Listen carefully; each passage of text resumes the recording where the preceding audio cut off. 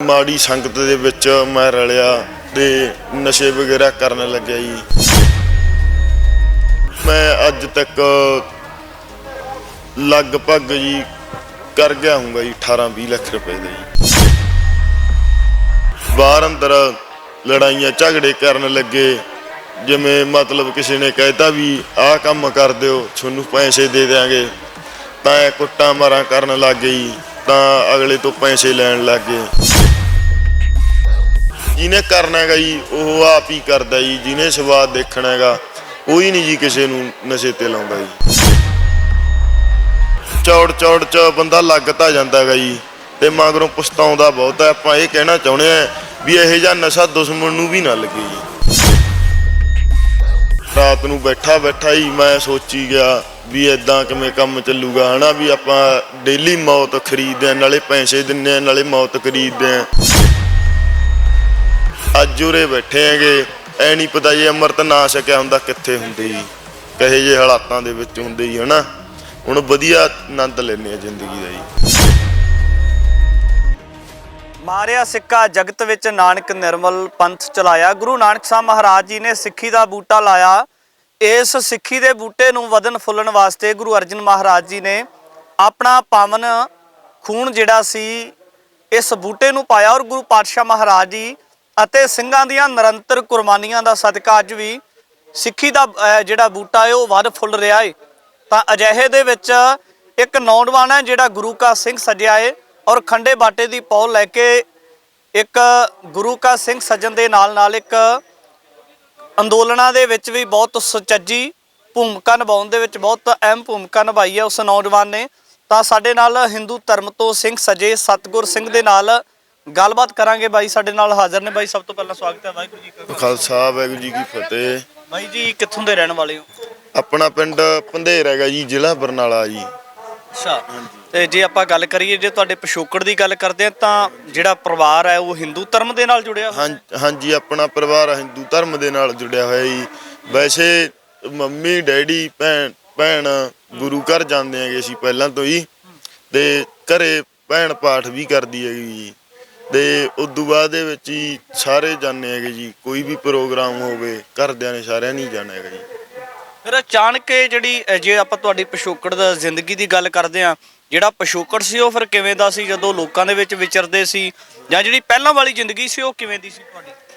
Sir ਪਹਿਲਾਂ ਵਾਲੀ ਜ਼ਿੰਦਗੀ ਇੱਦਾਂ ਸੀਗੀ ਕਿ ਮਾੜੀ ਸੰਗਤ ਦੇ ਵਿੱਚ ਮੈਂ ਰਲਿਆ ਤੇ ਨਸ਼ੇ ਵਗੈਰਾ ਕਰਨ ਲੱਗਿਆ ਜੀ।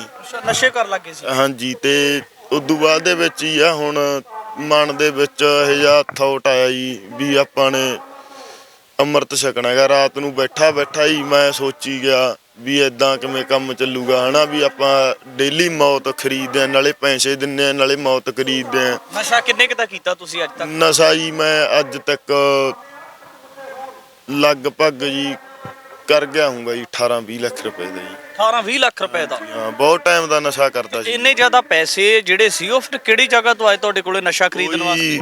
ਕੁਛ ਤਾਂ ਜੀ ਲਿਮਟ ਵਗੈਰਾ ਕਰਵਾਇਆ ਹੋਇਆ ਸੀਗਾ ਜੀ। ਜਿੰਨਾ ਕਈ ਆਪਾਂ ਖਾਦਾ ਹੈਗਾ ਵੀ ਆਪਾਂ ਆਪਦੇ ਘਰੋਂ ਖਾਦਾ ਜੀ। ਆਪਾਂ ਨੂੰ ਕੋਈ ਪਿੰਡ ਦੇ ਵਿੱਚੋਂ ਏਦਾਂ ਨਹੀਂ ਕੋਈ ਕਹਿ ਸਕਦਾ ਵੀ ਆਪਾਂ ਕਿਸੇ ਤੋਂ ਅੱਜ ਤੱਕ 10 ਰੁਪਏ ਵੀ ਖਾਦੇ ਹੋਣ। ਜ਼ਮੀਨ ਤੁਹਾਡੇ ਨਾਮ ਹੀ ਆ? ਜ਼ਮੀਨ ਡੈਡੀ ਦੇ ਨਾਂ ਹੈ ਜੀ। ਡੈਡੀ ਆਪਣੇ ਨਾਲ ਵਧੀਆ ਸਹਿਚਾਰ ਰੱਖਦਾ ਜੀ। ਕੋਈ ਜਦੋਂ ਪੈਸੇ ਦੀ ਮੰਗ ਕਰਦੇ ਸੀ, ਜਦੋਂ ਇੰਨਾ ਜ਼ਿਆਦਾ ਪੈਸੇ ਦੀ ਮੰਨ ਲਓ ਕਿ 1-2 ਲੱਖ ਰੁਪਇਆ ਵੀ ਲੈਣਾ ਹੋਵੇ ਬੈਂਕ ਦੇ ਕੋਲੋਂ, ਲਿਮਟ ਬਣਾਉਣੀ ਹੋਵੇ, ਫਿਰ ਫਾਦਰ ਸਾਹਿਬ ਤੇ ਕੁਐਸਚਨ ਕਰਦੇ ਹੋਣਗੇ ਨਾ ਵੀ ਇਹ ਜਿਹੜਾ ਪੈਸਾ ਆ ਤੁਸੀਂ ਕੀ ਕਰਨਾ? ਲਿਮਟ ਕਰਵਾਈ ਹੋਈ ਸੀਗੀ ਜੀ। ਦੇਖੋ ਘਰੇ ਲੋੜ ਸੀਗੀ, ਕੁਛ ਵਾਹਣ ਲਿਆ ਸੀਗਾ ਜੀ ਕਿੱਲਾ ਕ ਬੈ ਜੀ, ਤੇ ਉਹ ਪੈਸੇ ਜਿਹੜੇ ਬਚੇ ਜੀ ਲਿਮਟ ਚੋਂ ਥੋੜੇ ਬਹੁਤੇ ਮੈਂ ਡੈਡੀ ਤੋਂ ਮੰਗ ਲੈਂਦਾ ਸੀ ਵੀ ਐਂ ਕਰਨਾ ਬਾਹ ਕਰਨਾ, ਤੇ ਦੇ ਦਿੰਦੇ ਸੀਗੇ। 5-6 ਸਾਲ ਤਾਂ ਹੀ ਪਤਾ ਨਹੀਂ ਲੱਗਿਆ। ਉਦੋਂ ਬਾਅਦ ਦੇ ਵਿੱਚ ਜਦੋਂ ਪਤਾ ਲੱਗ ਗਿਆ ਤਾਂ ਸਖਤਾਈ ਕਰਤੀ ਘਰੋਂ ਵੀ ਪੈਸਾ ਦੇਣਾ ਨਹੀਂ, ਘੱਟ ਦੇਣ ਲੱਗ ਗਏ। ਤੇ ਹੌਲੀ ਉਦੋਂ ਬਾਅਦ ਦੇ ਵਿੱਚ ਜੀ ਆਪ ਸਰਕਲ ਚਲਾਇਆ ਜੀ, ਵੀ ਬਾਹਰ ਅੰਦਰ ਲੜਾਈਆਂ ਝਗੜੇ ਕਰਨ ਲੱਗੇ, ਜਿਵੇਂ ਮਤਲਬ ਕਿਸੇ ਨੇ ਕਹਿਤਾ ਵੀ ਆਹ ਕੰਮ ਕਰ ਦਿਓ ਤੁਹਾਨੂੰ ਪੈਸੇ ਦੇ ਦਿਆਂਗੇ, ਤਾਂ ਕੁੱਟਾਂ ਮਾਰਾਂ ਕਰਨ ਲੱਗ ਗਏ ਜੀ। ਤਾਂ ਅਗਲੇ ਤੋਂ ਪੈਸੇ ਲੈਣ ਲੱਗ ਗਏ। ਨਸ਼ੇ ਤੇ ਲਾਇਆ ਕਿੰਨੇ ਸੀਗਾ ਤੁਹਾਨੂੰ? ਨਸ਼ੇ ਤੇ ਹੀ ਵੈਸੇ ਕੋਈ ਨਹੀਂ ਲਾਉਂਦਾ ਜੀ। ਨਸ਼ਾ ਕਿਸੇ ਦਾ ਕੋਈ ਨਹੀਂ ਜੀ, ਕਿਸੇ ਦਾ ਜਿਹਨੇ ਕਰਨਾ ਹੈਗਾ ਜੀ ਉਹ ਆਪ ਹੀ ਕਰਦਾ ਜੀ, ਜਿਹਨੇ ਸਵਾਦ ਦੇਖਣਾ ਹੈਗਾ। ਕੋਈ ਨਹੀਂ ਜੀ ਕਿਸੇ ਨੂੰ ਨਸ਼ੇ ਤੇ ਲਾਉਂਦਾ ਜੀ। ਇਹ ਆਪਦੀ ਜਿਹੜੇ ਬੰਦੇ ਦੇ ਮਨ ਦੇ ਅੰਦਰ ਆਇਆ ਹੈਗਾ ਵੀ ਮੈਂ ਨਸ਼ਾ ਕਰਨਾ ਜੀ, ਉਹੀ ਕਰਦਾ। ਕਿਸੇ ਦਾ ਜੀ ਨਹੀਂ ਕਰਦਾ ਵੀ ਮੈਂ ਨਸ਼ੇ ਤੇ ਲੱਗਾ, ਨਾ ਹੀ ਕੋਈ ਲਾਵੇ ਜੀ। ਜੇ ਹੁਣ ਮੰਨ ਕੇ ਚਲੋ ਮੇਰਾ ਜੀ ਕਰਦਾ ਸੀ ਮੈਂ ਤਾਂ ਹੀ ਕਰਿਆ ਜੀ, ਹਨਾ। ਅਗਲਾ ਕੋਈ ਨਹੀਂ ਕਿਸੇ ਦੇ ਮੂੰਹ ਦੇ ਵਿੱਚ ਪਾਉਂਦਾ ਜੀ ਵੀ ਤੂੰ ਨਸ਼ਾ ਕਰ। ਤੇ ਬਸ ਇਦਾਂ ਹੀ ਸੀਗਾ ਜੀ। ਨਸ਼ੇ ਆਪਾਂ ਲਗਭਗ ਸਾਰੀ ਕਰੇ ਨੇ। ਬਸ ਮਨ ਦੇ ਵਿੱਚ ਇਹ ਜਿਹਾ ਥੋਟ ਗਿਆ ਵੀ ਆਪਾਂ ਕਰਨਾ ਨਹੀਂ। ਰਾਤ ਨੂੰ ਪਿਆ ਸੀ ਮੈਂ, ਇੱਕ ਦਿਨ ਪਹਿਲਾਂ ਵਾਲ ਕਟਾ ਕੇ ਆਇਆ ਸੀਗਾ। ਜਮਾਂ ਵਾਲ ਮੰਨ ਕੇ ਚੱਲੋ ਵੀ ਹੈ ਹੀ ਨਹੀਂ ਸੀ, ਦਾੜੀ ਦੂੜੀ ਵੀ ਸਾਰਾ ਕੁਛ ਹੈ ਨਹੀਂ ਸੀਗਾ ਜੀ। ਤੇ ਤੜਕੀ ਮੈਂ ਗੁਰੂ ਘਰ ਗਿਆ, ਮਹਾ ਜੀ ਗ੍ਰੰਥੀ ਸਾਹਿਬ ਨੂੰ ਕਿਹਾ ਮਹਾ ਮੈਂ ਅੰਮ੍ਰਿਤ ਛਕਣਾ ਵੀ ਦੱਸੋ ਕਿੱਥੇ ਛਕਾਉਣਗੇ। ਉਹ ਕਹਿੰਦੇ ਮਸਤੂਆਣਾ ਸਾਹਿਬ ਛਕਾਉਣਗੇ।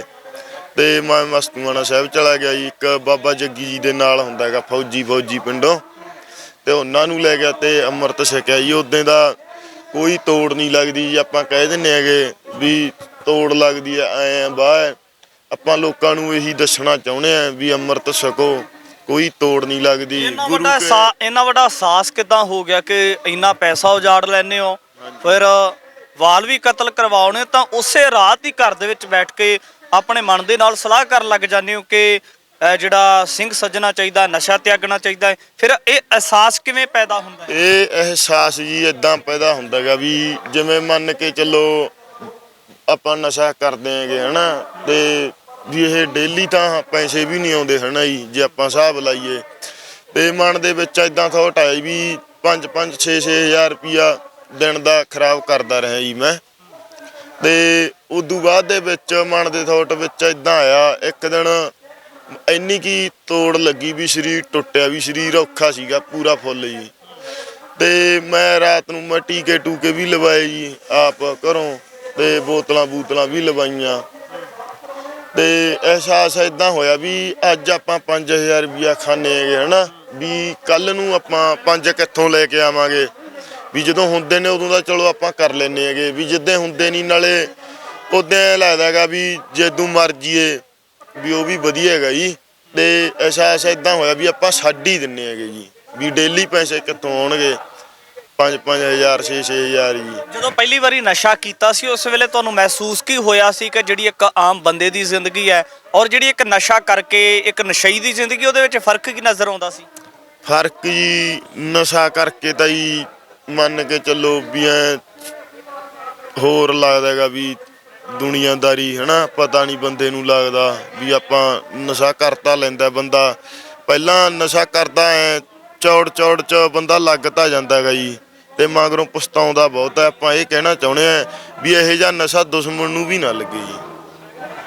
ਆਪਾਂ ਇਹ ਗੱਲ ਕਹਿਣੀ। ਜਦੋਂ ਪਹਿਲੀ ਵਾਰ ਨਸ਼ਾ ਕਰਕੇ ਘਰ ਦੇ ਵਿੱਚ ਆਉਣੇ ਹੋ, ਮਾਂ ਪਿਓ ਨੂੰ ਪਤਾ ਲੱਗਦਾ ਹੈ ਕਿ ਸਾਡਾ ਮੁੰਡਾ ਨਸ਼ੇ ਤੇ ਲੱਗ ਗਿਆ, ਭੈੜੀ ਸੰਗਤ ਵਿੱਚ ਪੈ ਗਿਆ, ਉਹਨਾਂ ਨੇ ਸਮਝਾਇਆ ਤੁਹਾਡੇ ਨਾਲ? ਕਦੇ ਵਾਰਤਾਲਾਪ ਉਹਨਾਂ ਦਾ ਫਿਰ ਸਾਂਝਾ ਹੋਇਆ ਜ਼ਿੰਦਗੀ? ਤੇ ਪਹਿਲਾਂ ਤਾਂ ਨਹੀਂ ਜੀ ਕਿਸੇ ਨੂੰ ਪਤਾ ਲੱਗਿਆ ਜੀ 5-6 ਸਾਲ। ਤੇ ਉਦੋਂ ਬਾਅਦ ਦੇ ਵਿੱਚ ਪਤਾ ਲੱਗਿਆ ਤਾਂ ਮੰਮੀ ਡੈਡੀ ਨੇ ਸਮਝਾਇਆ ਵੀ ਬਹੁਤ ਆਪਾਂ ਨੂੰ ਜੀ। ਆਪਾਂ ਐਵੇਂ ਕਹਦੀਏ ਵੀ ਸਮਝਾਇਆ ਨਹੀਂ, ਹਨਾ। ਤੇ ਆਪਾਂ ਨੂੰ ਕਿਹਾ ਵੀ ਜੇ ਕੋਈ ਤਾਂ ਉਹ ਹੈ, ਹਨਾ, ਸਰੀਰ ਵੱਲੋਂ ਤੰਗੀ ਪਰੇਸ਼ਾਨੀ ਹੈ ਤਾਂ ਦੱਸ, ਇਹ ਜੀ ਕੋਈ ਗੱਲ ਨਹੀਂ। ਤੇ ਹੁਣ ਵਧੀਆ ਜੀ, ਆਪਾਂ ਨੂੰ ਕੋਈ ਤੋੜ ਨਹੀਂ, ਕੋਈ ਉਹ ਨਹੀਂ, ਵਧੀਆ ਉਰੇ ਨਜ਼ਾਰੇ ਲੈਂਦੇ ਆ ਜੀ, ਵਧੀਆ ਐਸ ਦੀ ਜ਼ਿੰਦਗੀ ਜੀਨੇ ਆ ਜੀ। ਜਦੋਂ ਹਿੰਦੂ ਪਰਿਵਾਰ ਦੇ ਵਿੱਚੋਂ ਤੁਸੀਂ ਐਡਾ ਵੱਡਾ ਪ੍ਰਣ ਕਰਕੇ ਵੱਡਾ ਕਦਮ ਚੱਕ ਲੈਂਦੇ ਹੋ, ਸਿੰਘ ਸੱਜ ਜਾਂਦੇ ਹੋ, ਤਾਂ ਤੁਹਾਡੇ ਪਰਿਵਾਰ ਦੇ ਵਿੱਚੋਂ, ਰਿਸ਼ਤੇ ਨਾਤਿਆਂ ਦੇ ਵਿੱਚੋਂ ਕਿਸੇ ਨੇ ਵਿਰੋਧ ਨਹੀਂ ਕੀਤਾ ਕਿ ਅੰਮ੍ਰਿਤ ਨਹੀਂ ਛਕਣਾ, ਸੀ ਹਿੰਦੂ ਧਰਮ ਦੇ ਨਾਲ ਸੰਬੰਧਿਤ ਹੈ, ਹਿੰਦੂ ਧਰਮ ਨਹੀਂ ਛਕਾਂਗੇ ਅਸੀਂ? ਨਹੀਂ ਜੀ, ਕਿਸੇ ਨੇ ਵਿਰੋਧ ਨਹੀਂ ਕੀਤਾ ਜੀ। ਸਾਰੇ ਖੁਸ਼ ਸੀਗੇ? ਖੁਸ਼ ਨੇ ਜੀ ਸਾਰੇ, ਮੰਮੀ ਡੈਡੀ ਬਹੁਤ ਖੁਸ਼ ਨੇ ਜੀ। ਹਾਂ, ਵੀ ਵਧੀਆ ਕੀਤਾ, ਅੰਮ੍ਰਿਤ ਛਕ ਲਿਆ, ਸਾਰੇ ਖੁਸ਼ ਨੇ ਜੀ। ਅੱਜ ਜ਼ਿੰਦਗੀ ਆਨੰਦਮਈ ਹੈ? ਮਹਾ ਜੀ ਇਹ ਜੀ ਜ਼ਿੰਦਗੀ ਆਪਾਂ ਪਹਿਲਾਂ ਤਾਂ ਮੰਨ ਕੇ ਮੰਨੋ ਵੀ ਨੇਰ 'ਚ ਹੀ ਤੁਰੇ ਫਿਰਦੇ ਸੀਗੇ ਜੀ। ਹੁਣ ਬਹੁਤ ਜ਼ਿੰਦਗੀ ਖੁਸ਼ ਹੈ ਜੀ ਆਪਾਂ। ਅੱਜ ਦੀ ਘੜੀ ਜੀ ਜਿੰਨਾ ਆਨੰਦ ਹੋਣਾ ਹੈ ਨਸ਼ਾ ਕਰਕੇ ਆਉਂਦਾ ਨਹੀਂ ਜੀ। ਅੱਜ ਉਰੇ ਬੈਠੇ ਹੈਗੇ, ਐ ਨਹੀਂ ਪਤਾ ਜੇ ਅੰਮ੍ਰਿਤ ਨਾ ਛਕਿਆ ਹੁੰਦਾ ਕਿੱਥੇ ਹੁੰਦੇ ਜੀ, ਕਹੇ ਜਿਹੇ ਹਾਲਾਤਾਂ ਦੇ ਵਿੱਚ ਹੁੰਦੇ ਜੀ, ਹਨਾ।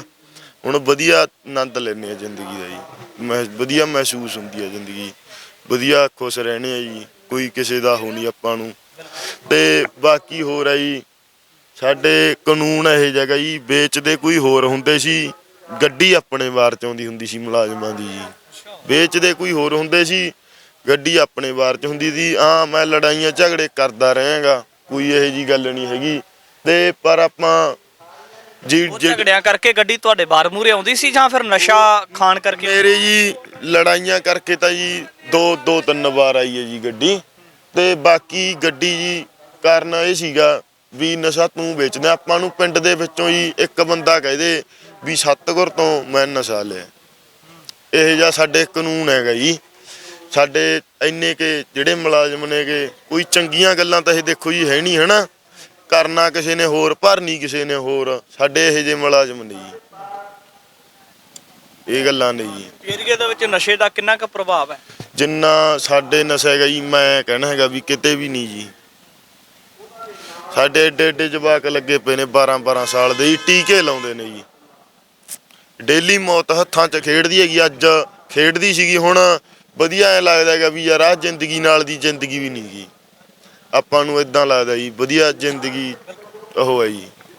ਬਾਈ ਸਤਿਗੁਰ ਕੁਮਾਰ ਤੋਂ ਸਤਿਗੁਰ ਸਿੰਘ ਬਣੇ ਨੌਜਵਾਨ ਦੇ ਨਾਲ ਗੱਲਬਾਤ ਕੀਤੀ ਹੈ ਤਾਂ ਨੌਜਵਾਨ ਦੀ ਜਿਹੜੀ ਗੱਲਬਾਤ ਹੈ ਕਿਤੇ ਨਾ ਕਿਤੇ ਬਹੁਤ ਸ਼ਲਾਘਾਯੋਗ ਹੈ ਕਿ ਜਿਹੜੀਆਂ ਚੀਜ਼ਾਂ ਉਹਨਾਂ ਨੇ ਦੱਸੀਆਂ ਏ ਤੇ ਜਿਹੜੇ ਨੌਜਵਾਨ ਅੱਜ ਨਸ਼ੇ ਤੋਂ ਪੀੜਤ ਆ ਉਹਨਾਂ ਦੇ ਵਾਸਤੇ ਵੀ ਕਿਤੇ ਨਾ ਕਿਤੇ ਅਜਿਹੇ ਤਮਾਮ ਨੌਜਵਾਨ ਜਿਹੜੇ ਨੇ ਉਹ ਪ੍ਰੇਰਨਾ ਸਰੋਤ ਨੇ। ਭਵਿੱਖ ਦੇ ਵਿੱਚ ਵੀ ਯਤਨਸ਼ੀਲ ਰਹਾਂਗੇ ਕਿ ਇਸ ਤਰ੍ਹਾਂ ਦੇ ਤਮਾਮ ਨੌਜਵਾਨਾਂ ਨੂੰ ਸਭਾ ਦੇ ਵਿੱਚ ਪੇਸ਼ ਕੀਤਾ ਜਾਣਾ ਚਾਹੀਦਾ, ਸਰੋਤਿਆਂ ਦੇ ਰੂਬਰੂ ਕਰਨਾ ਚਾਹੀਦਾ ਹੈ, ਜਿਹੜੇ ਕਿਤੇ ਨਾ ਕਿਤੇ ਭੈੜੀ ਨਿਜ਼ਾਮਤ ਦੇ ਵਿੱਚ ਫਸ ਗਏ ਸਨ ਪਰ ਅੱਜ ਉਸ ਨਿਜ਼ਾਮਤ ਦੇ ਵਿੱਚੋਂ ਨਿਕਲ ਕੇ ਇੱਕ ਸੁਚੱਜੀ ਅਤੇ ਸੋਹਣੀ ਜ਼ਿੰਦਗੀ ਜਿਉ ਰਹੇ ਨੇ। ਭਵਿੱਖ ਦੇ ਵਿੱਚ ਵੀ ਇਸ ਤਰ੍ਹਾਂ ਦੀ ਗੱਲਬਾਤ ਲੈ ਕੇ ਤੁਹਾਡੇ ਦਰਮਿਆਨ ਮੈਂ ਰਜਿੰਦਰ ਸਿੰਘ ਸਭਰਾ ਹਾਜ਼ਰ ਹੋਵਾਂਗਾ। ਧੰਨਵਾਦ।